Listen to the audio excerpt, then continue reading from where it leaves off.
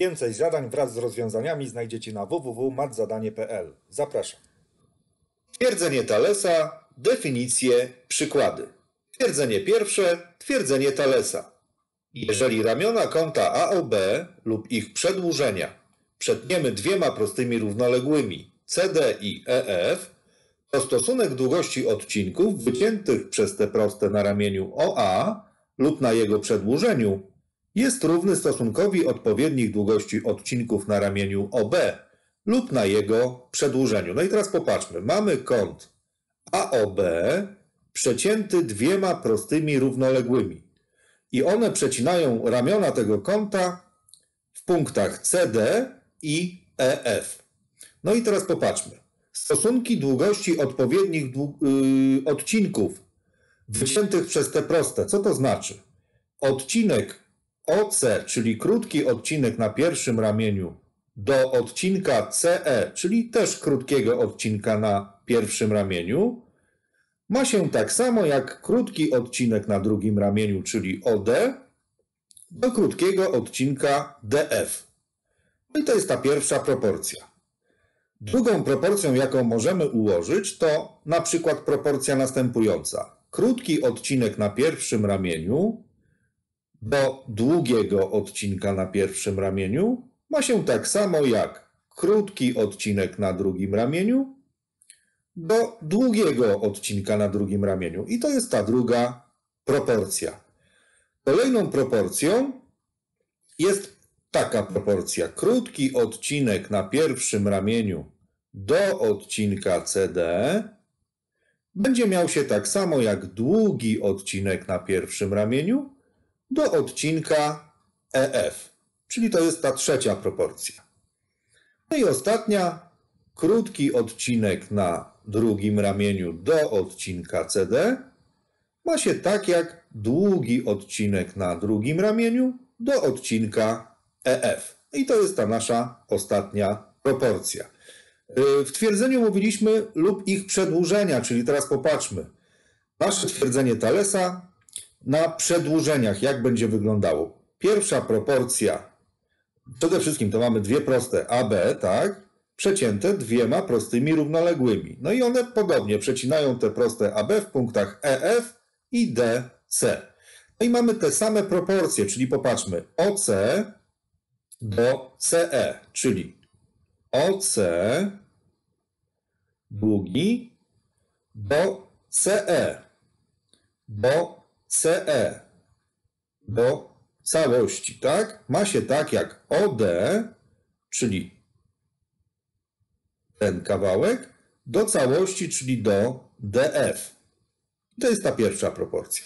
Kolejna. OC, czyli ten kawałek, do OE, czyli tego kawałka, będzie się miał tak samo jak OD do OF. I to jest ta druga proporcja. Kolejna. OC do CD będzie się miało tak jak OE do EF. No i ostatnia. OD do BC będzie się miało tak jak OF do EF. I z takich proporcji możemy korzystać podczas rozwiązywania zadań. No i popatrzmy, mamy przykład pierwszy, mamy obliczyć A i B, wykorzystując dane z rysunku poniżej, wiedząc, że proste CD i EF są do siebie równoległe. No i popatrzmy na pierwszy rysunek, drugi rysunek i po kolei. I rozwiązujemy podpunkt A. Popatrzmy, mamy tutaj znaleźć odcinek A, czyli odcinek DF. Zatem musimy użyć takiej proporcji, która użyje nam tego odcinka. Możemy użyć na przykład OC, czyli krótki na pierwszym ramieniu, do CE, krótkiego na pierwszym ramieniu, ma się tak samo jak OD, czyli krótki na drugim ramieniu, do DF, czyli krótkiego na drugim ramieniu. Zatem zapiszemy 4 do 5 równa się 6 do A. No i powstaje nam takie równanie. Mamy ułamki po obu stronach równania, zatem wykonujemy to metodą mnożenia na skos. No i mnożymy sobie pierwszy skos z literą, czyli 4 razy a jest równe 6 razy 5.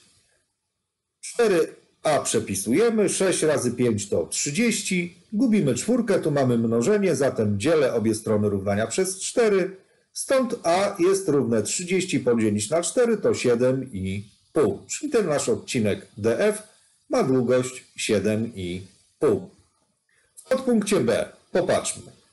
No mamy znaleźć odcinek CD, bo tutaj mamy literkę B. Zatem możemy użyć proporcji OD do CD będzie się miało tak samo jak OF do FE, ponieważ te boki akurat mamy podane. Zatem zapiszemy 8 do B ma się tak jak 6 do 4. No i znowu powstało równanie, w którym mamy po obu stronach równania ułamki. Rozwiązujemy je metodą mnożenia na skos, czyli mnożymy pierwszy skos z literą, zatem 6 razy b jest równe 8 razy 4. Czyli 6b jest równe 32. Gubimy szóstkę, tu mamy mnożenie, zatem dzielę obie strony równania przez 6. Stąd b jest równe 32 szóste. Po wyciągnięciu całych mamy 5 i 2 szóste, a po skróceniu 5 i 1 trzecia. Jeśli pomogłem, zostaw łapkę w górę i zasubskrybuj mój kanał.